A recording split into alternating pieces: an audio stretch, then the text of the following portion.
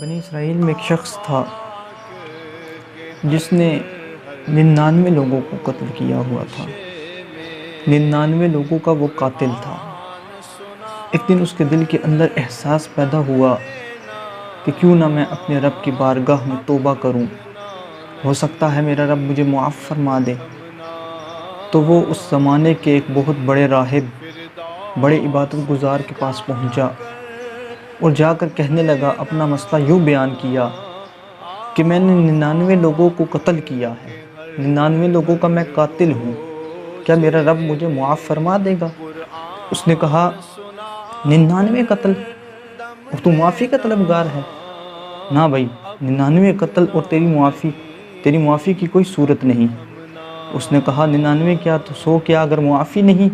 اس نے اس کو بھی قتل کر دیا۔ اب وہ شخص 100 لوگوں کا قاتل، 100 لوگوں کو اس نے قتل کیا، لیکن اس کے دل کے اندر جو احساس پیدا ہوا تھا، جو اس کے اندر توبہ کا ایک جذبہ پیدا ہوا تھا، جو توبہ کا نور اسے میسر آیا تھا، وہ دل کے اندر ابھی بھی ٹھاٹے مار رہا تھا۔ تو وہ شخص پھر کسی کے پاس گیا اور جا کر اسے اپنا مسئلہ بیان کیا اور کہا میں نے 100 لوگوں کا قتل کیا ہے، کیا میرا رب مجھے معاف فرما دے گا؟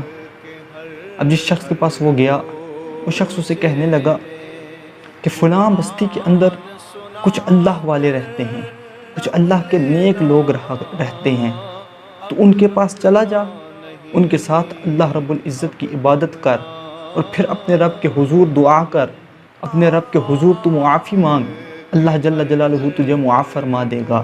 اللہ والوں کی صحبت کا اثر دیکھیے کہ کیسا اثر ہوتا ہے۔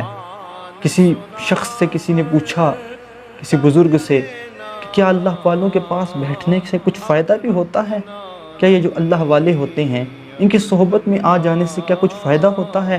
تو اس اللہ والے نے جواب دیا کہ تم بیٹھنے کی بات کہتے ہو، تم بیٹھنے کی بات کرتے ہو، میں تو کہتا ہوں کہ رب العزت اگر بندے کو قبر نصیب فرمائے، وہ بھی اللہ والوں کے قرب میں عطا فرمائے۔ وجہ کیا ہے؟ کس لیے اللہ رب العزت اللہ والوں کے قرب میں قبر عطا فرمائے؟ وہ کہتے ہیں کہ آپ نے دیکھا ہوگا جب بارش ہوا کرتی ہے اور اس کے قطرے زمین پر پڑتے ہیں تو اس کی چھینٹے دور دور تک جاتے ہیں، اسی طرح اللہ والوں کی قبروں پر ہر وقت اللہ جل جلالہ کی رحمتوں کا نزول ہوتا ہے۔ تو وہ کہنے لگے کہ جب اللہ عز و جل کی رحمتوں کا نزول ہو تو ایسا ہو کہ جب وہ رحمت کی بارش ان قبروں پر پڑے تو اس کی چھینٹیں ہماری قبروں پر آ کر پڑ جائیں۔ خیر، اب وہ شخص اس بستی کی طرف روانہ ہوا کہ جس کے اندر اللہ والوں کا ڈیرا تھا۔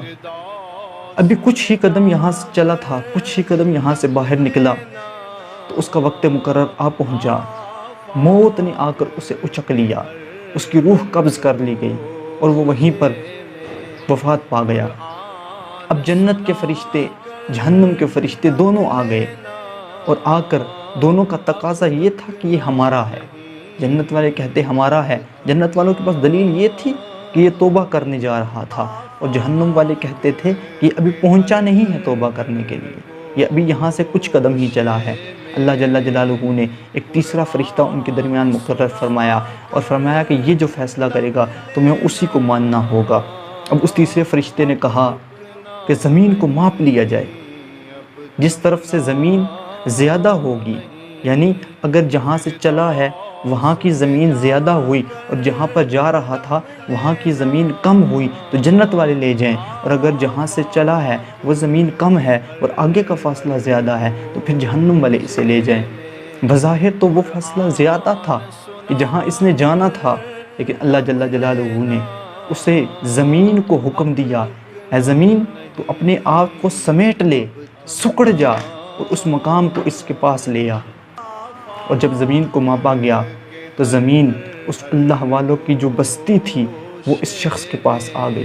زمین نے اپنی تنابوں کو کھینچ لیا اور زمین اس مقام کو اس کے قریب لے آ کر چھوڑ دیا اور جنت والے فرشتے اسے لے کر چلے گئے۔ میرے میٹھے اور پیارے اسلامی بھائیوں، کیا کسی نے خوب کہا ہے، اللہ اللہ کرنے سے اللہ نہ ملے، اللہ اللہ کرنے سے اللہ نہ ملے، اللہ والے ہیں جو اللہ سے ملا دیتے ہیں۔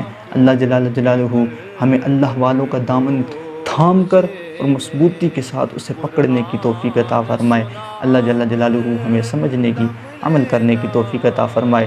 آمین بجاہ النبی الامین صلی اللہ تعالی علیہ وآلہ وسلم۔ آفاق کے ہر گوشے میں قرآن سنا